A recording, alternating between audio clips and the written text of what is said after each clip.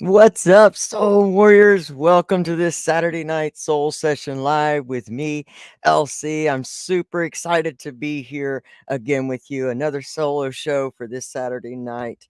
I am loving what we're talking about. We're talking about the mind, body, soul connection, recovery, and rediscovery process. Last week we talked about the mindset reset. And tonight, well, let me just ask you a question. What emotions seem to be a common theme in your life? And here's another question. Are they helping you reach and live your best life, or do they seem to be sabotaging your progress? These are a couple of the questions we're going to answer in tonight's installment here of this three-part series. And we're going to talk about these topics and much, much more. We're going to talk about how emotions, connect in the body and how we can start to release those things. And we're just going to talk about a lot more. So I'm super excited to be here with you. If you missed last week's live episode about the mindset reset, you can catch that on the YouTube channel, and I even there on Recovery Revolution Live and on my Facebook page too, Lona Curry.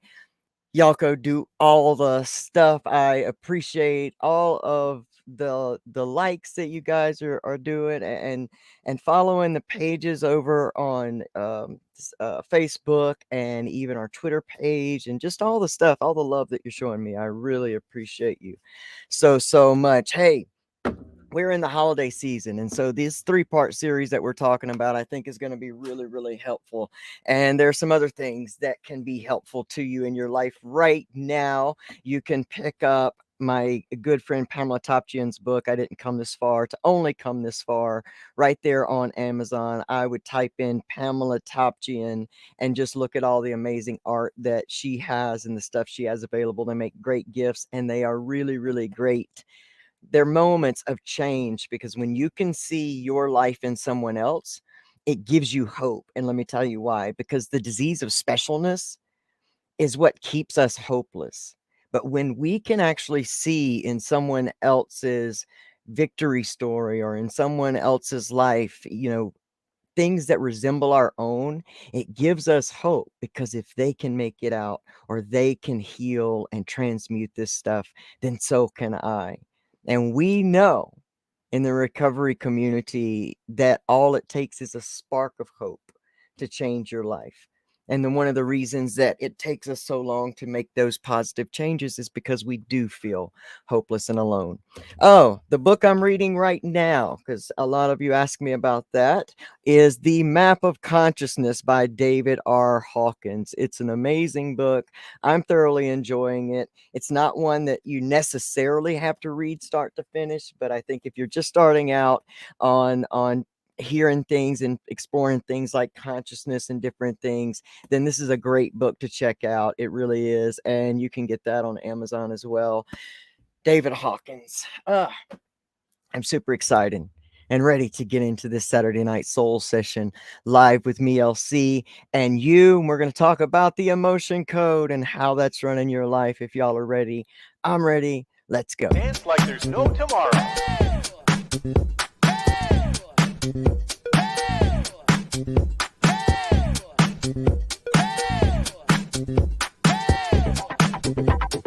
Dance like there's no tomorrow.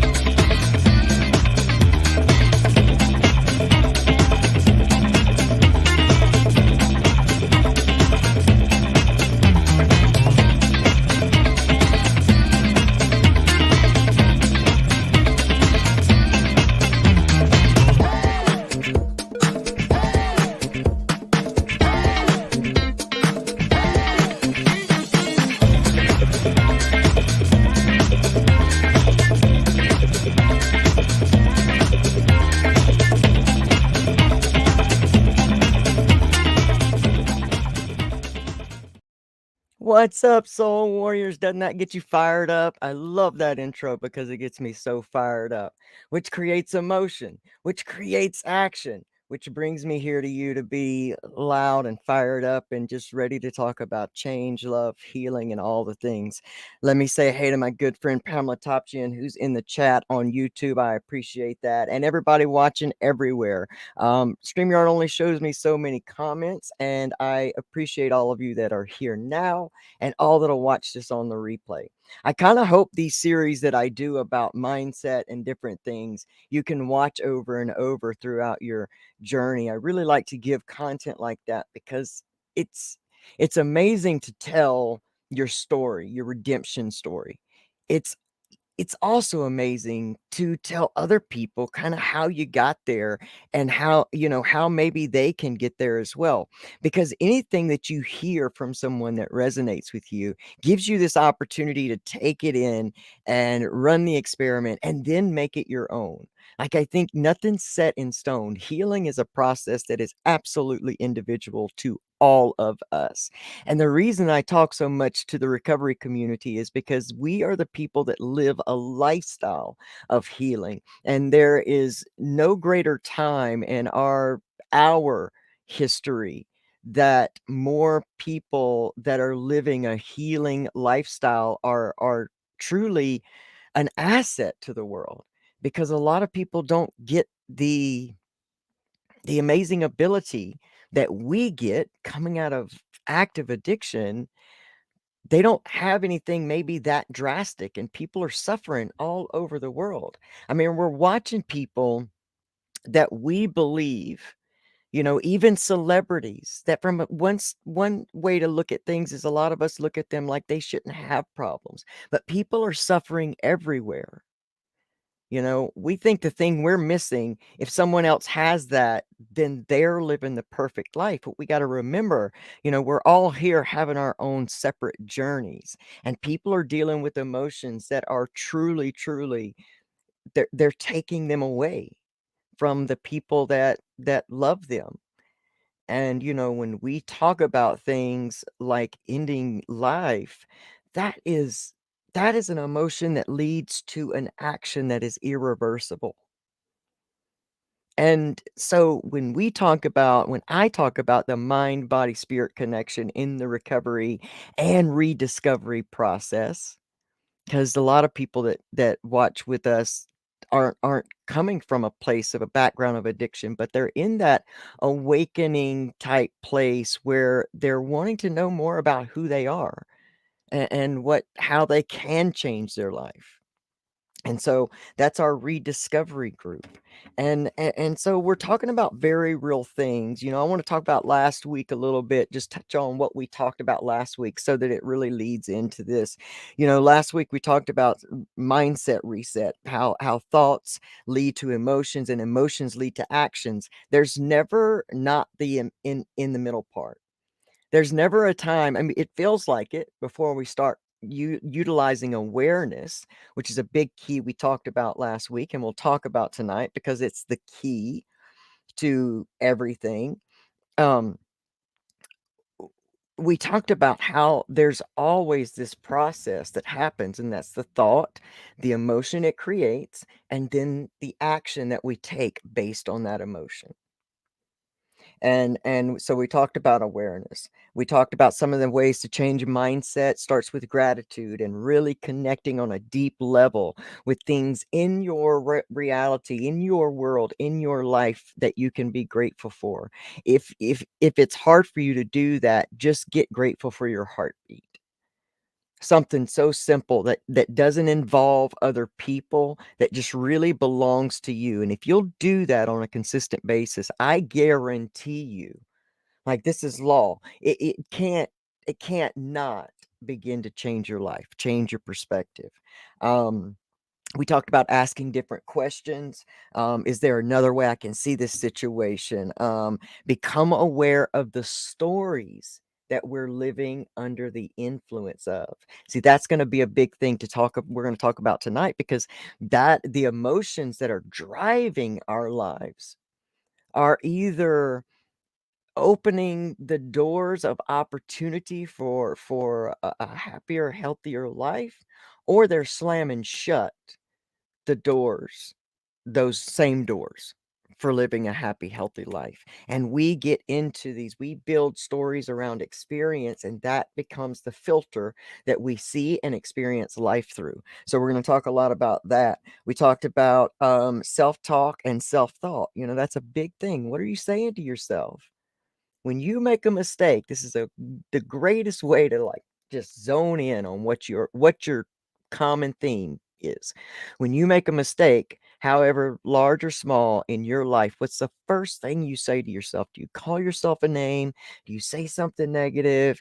Do you use very extreme speech? Like, this always happens to me.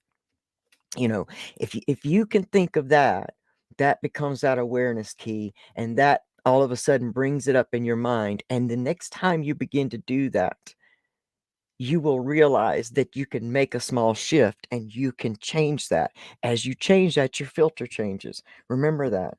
Awareness is consciousness. Don't let certain words turn you away from life enhancing information. We are three in one. This is like the holy trinity of healing: mind, body, and spirit. We talked about the lower brain that is in survival and addiction. The midbrain, which is the limbic system, is the mammal emotions brain. The higher brain becomes that love, that emotion, that action. So now we're going to talk about the emotion part of it, because even though the common saying is mind, body, and spirit, I think it, for me, my personal experience, I still wasn't caring. I had to start changing the thought processes and the emotions before I could really start caring about my body, because I didn't. It, this shell of me always seemed to be this walk-in pr- issue for me. It was a huge had so many emotions in one. It was like I was just the container holding it all. And so it took this process, this way of the process, for me to actually begin to start living a trulier, healthier lifestyle. And I'm still a work in progress. I still work on the body part, because look, we don't change these things overnight. Even though a traumatic event can happen in a moment, it lives through our stories, our emotions. It lives through that within us. So even though something can change your life in a moment, it'll be how we move through it and the emotions that we create around it that will be how we experience things. And I talked about that rediscovery process, and I use that word awakening, and I use it really, really loosely, because what awakening means to me is recognizing the stories and emotions that we are living under the influence of. That's what awakening means to me. See, we hear a lot about awakening, woke. I mean, all these words that we use. But once you start practicing to recognize through emotion, because emotion can be your friend, even the ones we deem negative, because those are the things that absolutely let us know where we are in beginning a healing process. If we just skim over the negative emotions that are living not only within this realm, but they're living in our bodies as well. Negative emotion felt over time begins to create dis-ease in the body. And we hear about disease more than we hear about health, it seems, these days. And so, knowing that we can begin to physically save our lives by starting this recovery and rediscovery and awakening process, that's good news. Like, that's really good news. And it's something that we can do. But we got to start getting aware of the emotions. And so I asked in the beginning, and I write this down so that I can always, ask it right. What emotions are a common theme in your life? So that's what is your daily experience? What are the common emotions surrounding your recovery? surrounding your your body, surrounding your lifestyle, surrounding your money, because there is a tremendous emotion set of emotions that are running our lives, and they are determining the type of life we experience. See, when we live in a certain state, before start becoming aware of this stuff, we believe that life is happening to us because in that state it is. That there's just no way around it. We're not aware to see that change is a possibility, that we don't have to be the catch-all for what life throws, because that's where our common themed emotions are. Because what emotion is basically energizing a set of beliefs, a set of thoughts. And whatever we energize and whatever we shine a light on is what we see more of.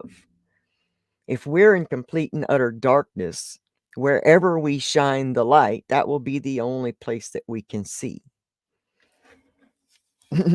No, Rachel, you're not the only one commenting. I love that. Hey, Rachel, it's good to see you. Not the only one commenting. We're just on so many separate platforms right now that everybody's kind of coming together, and I can't see all of them. So, no, thank you for giving your, some of your experience in here. See, this creates hope with us when we get to see other people that are maybe going through the same things or have been through the same things. There is that opportunity to be able to, see ourselves in someone else. And so what are those common themes? And that second question happens to be, are they helping you live your greatest life, or are they sabotaging your progress? See, we will stand in our own way quicker than doors being closed, or other people can stand in our way. We stand in our way for a really common emotion that's called fear. And emotion, I can't really say fear is just an emotion, because it's like fear is an emotion and a thought and an action all in one thing, because that's what is being inspired. Our actions are being inspired by our emotions, and our emotions are being inspired by our thoughts. And so that common thinking, even if you don't think it's that important, because I always had this issue where my mind, I would always say, I have a runaway mind. And I always did. I was the victim of my mind,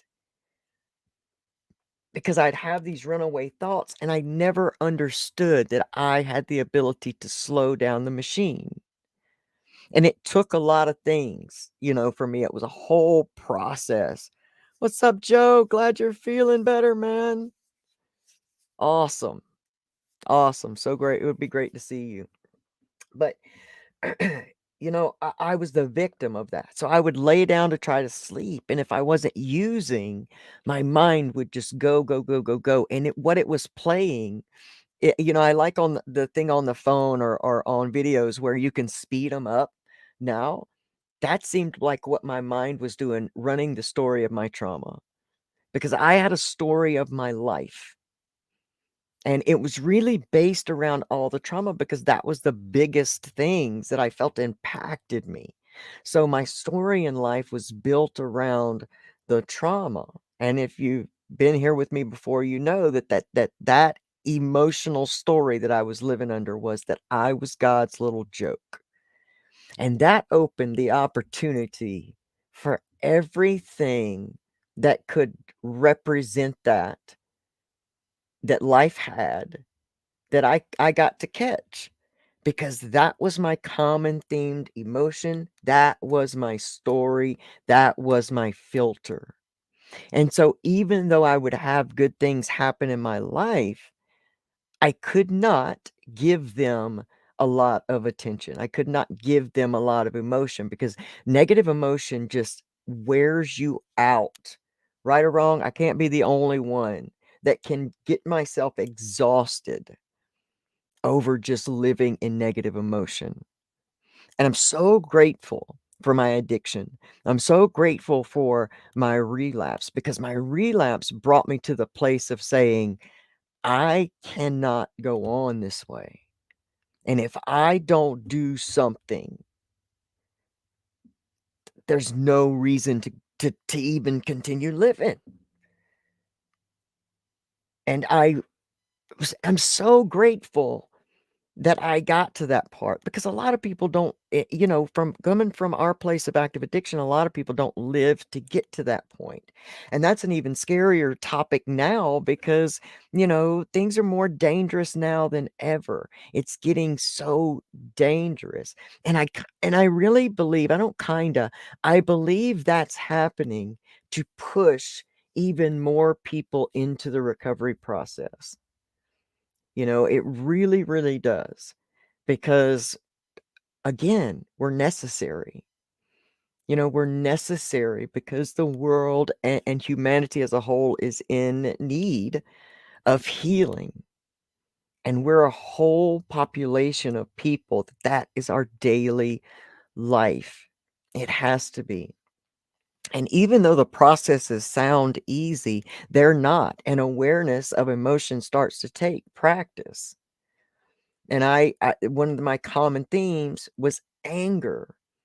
I just put everything into anger. That was the container for it all. Because anger makes you feel stronger than sadness and vulnerability. I mean, like it just makes you feel like you've got some sense of control if I can get angry about this. Because all the other emotions scare me. And we have to understand like that different in a different way from the mindset we can begin to do a lot of things to begin to change that. In the emotional body, we have to let that move through us.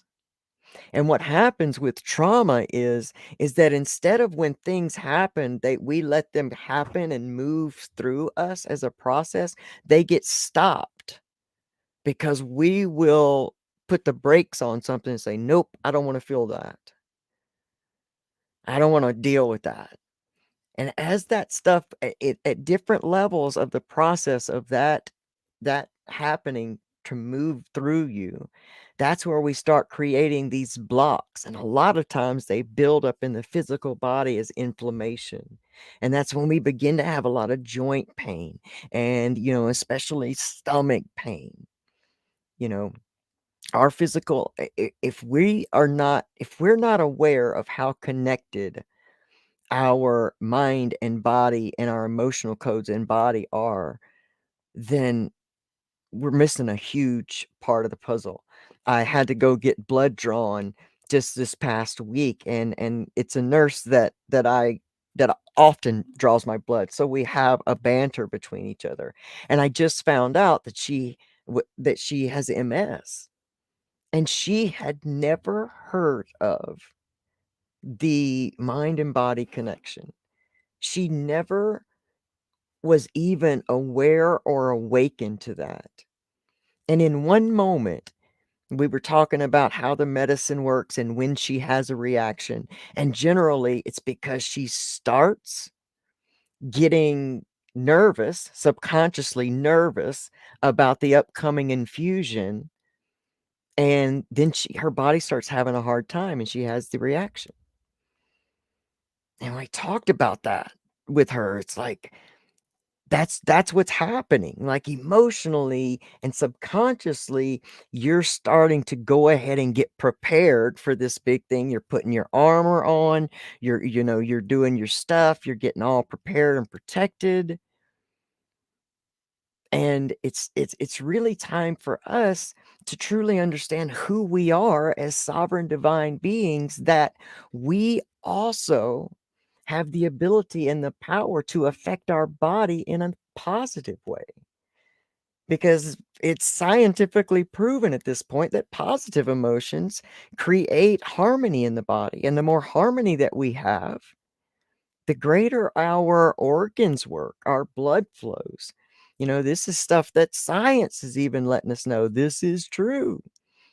It's not some, crazy wild stuff, It's for real. And so we have to start. Ooh, I hate to use the term waking up. Ugh, I do. I hate to use that term. It's so overused. Well, we just have to start removing the veil that we don't have any control over the quality of our life. And these are the ways that we find that.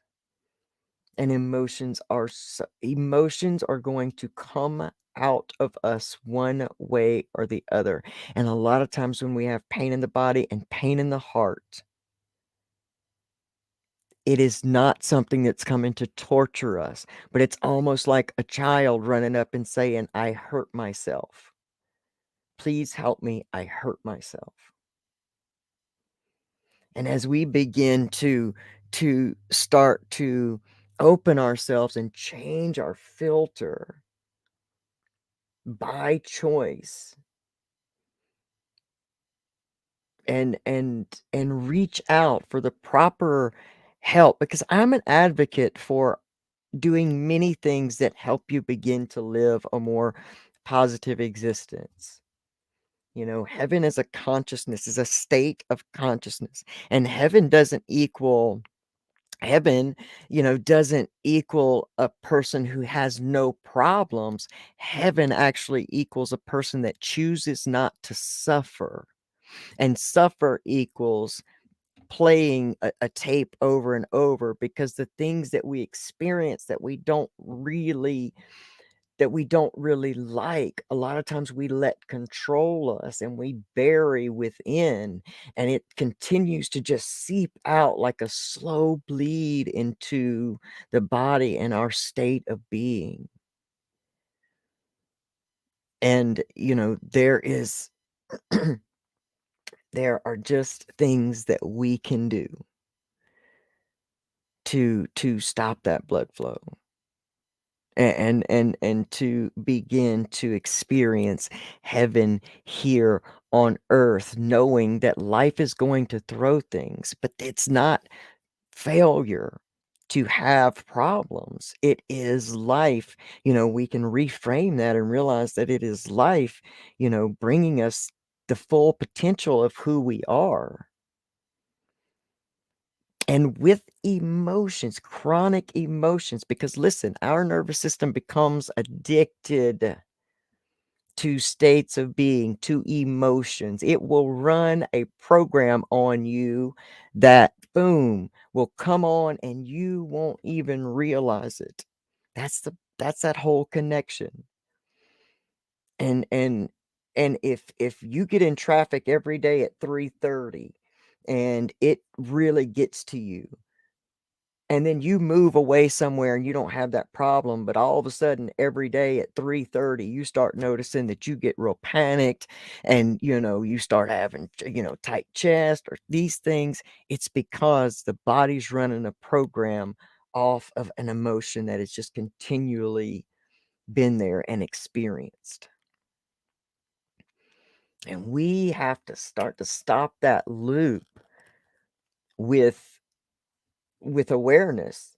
And then we have to have the proper support system and information and people and practices that will help us let that emotion move through us. Because the one thing that I was always afraid of, and one of the reasons that I just could not stop using, I was afraid to feel, because I had told myself I couldn't handle it. And I mean, I'm telling you, it got to the point where I if I stubbed my toe or got in a fight with my wife, I would immediately have to use, because I would tell myself, I mean, no matter how small the event was, I couldn't handle it. So I needed not to feel it. And then, of course, the loop happens, because as soon as that goes away, you're back to feeling it again, and the process starts over again. And the beautiful gift of recovery and these processes that I've been talking to you guys about, both weeks, tonight and last week, were actually the processes that I started to have and live, and realize that I could handle so much. I had to change the way I saw handling it, because I saw handling it as a negative thing, because I didn't want to feel it. But when I stopped telling myself that feeling it was bad, all of a sudden, and I knew that there was a purpose to feeling it, that I wasn't just suffering to suffer. Because y'all remember that was a big thing coming in recovery. I'm just tired of suffering for no other reason but to suffer. So I had that intention of not suffering.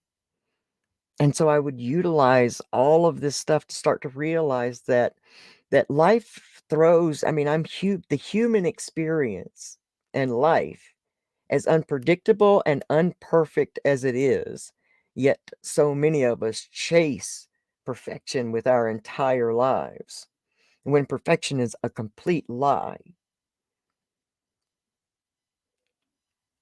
It was all about realizing that life was going to happen, and that I could stand there and I could go through it in a way that did not cause me suffering.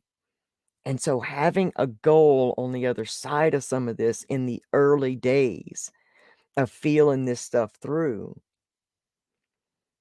having that goal was always something to know I was moving towards.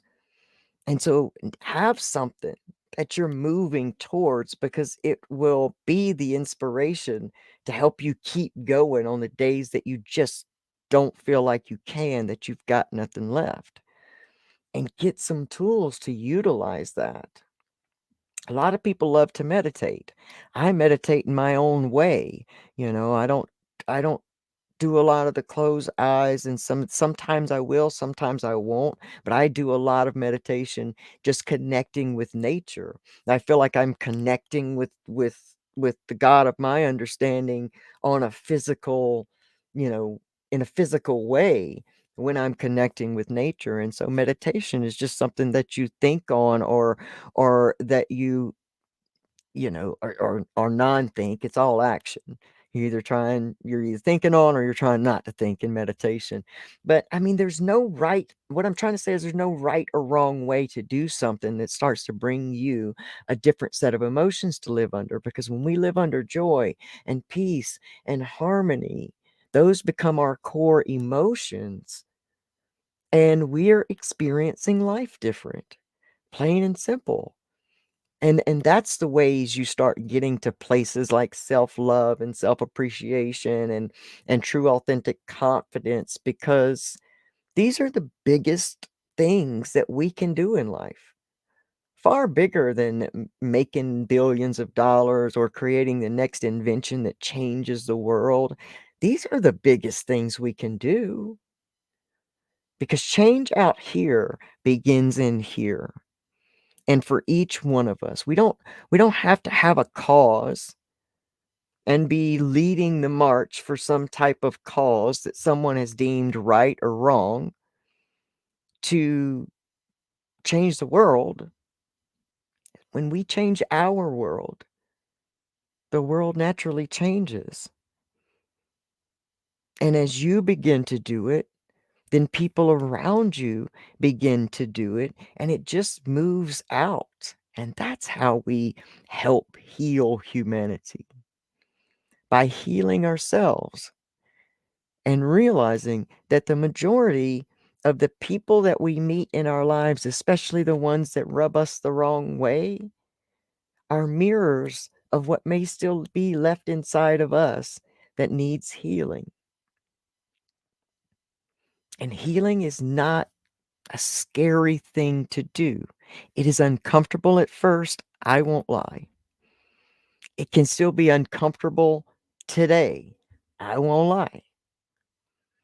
But uncomfortable is doable, because I've learned at this point that uncomfortable means that I'm growing. And with our current climate within, humanity, and the division within us all. That's what we're not seeing in each other. That when things are presented in our lives, they are often either places to heal or places to expand or places to look at ourselves. They're not places to, plant a flag on the side of right and wrong and who's right. When we're doing that, we're meeting something that we don't want to see within. And it is causing this great divide. And all sides are at fault for this. I'm not saying don't, help or move the causes that you love.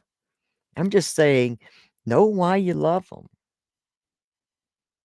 and let them be, positive things that give you joy and harmony, because when we've got to fight for our stance on something, that is very egoic, because nothing about healing is fighting. And we have a lot of symbolism, especially in the recovery community, because it's about a motivation where we have a lot of fighting symbolism and language sometimes. I used to call you guys recovery warriors. And I have a hard time letting that warrior go, because it was a warrior mindset that I created that helped me get to healing. But I also know now that a battle is won through love at all times. It is never won through fight. It is never won through anger. And while there is positive anger as well as negative anger, it, positive anger is not fighting people battle to battle, human to human. It may be about just seeing a place that could use your help. It can be about a cause, about something that's extremely important, like human hunger, things that matter, homelessness, things that will matter to somebody and that will bring something positive to someone's life, not something that shuts on another person down on whatever because it makes us uncomfortable. That part's not our business. That's the egoic side. But we're being called to lead a life in love. And it takes far more grit to live a life in love than it does to live a life through the emotion of anger or the egoic, I need to be right. I need to feel justified in keeping this story in my world going, even though my heart may be calling me somewhere else. That's uncomfortable. I'm afraid of that. I'm going to stay here and I'll fight to hang on to it. And you won't take it from me. Anytime you see something happening and the theme is, you're not going to take this away from me, that is a survival situation. People are in survival mode and they don't hear each other. Love is not a part of that interaction. It can't be. Emotions have opposites. And, for it's the opposite of love is hate. And yeah, I guess that can be, but I think that a lot of things are the opposite of love. I think probably one of the emotions it's opposite of love is fear and anger and all of these things that are opposite of love in your life. And love doesn't just mean, you know, connection, human being, like, like couple love or sibling or parental love. Love is truly all things that bring joy or into your world. Like love is just a set of, it encompasses all things. I don't think there's a cap we can put on love. And we, on the other side of sadness is joy. And the beautiful message is that we have the switch. And maybe it's not a switch because it's not that fast. Maybe it's more like a dial. And we can either dial up the joy in our lives or we can dial up the sadness. But we got to remember that as as co-creators in the world, because that's who we are. We're co-creating this life that we live. And not just us. We go out. Just the same positive energy you can give out, negative energy can go out, and it can hit a wave of other human beings. We are powerful in that. And as co-creators, we get to learn that I can begin to define my life and not be defined by my emotional stories, my emotional hurts, heartaches, angers. I can be defined by emotions like joy, emotions like love, compassion. We can do that. And it starts with that awareness. And so I hope that there's been something said here tonight that will enhance your life, or that shows you how amazing your life already is, that sewed into you some kind of way.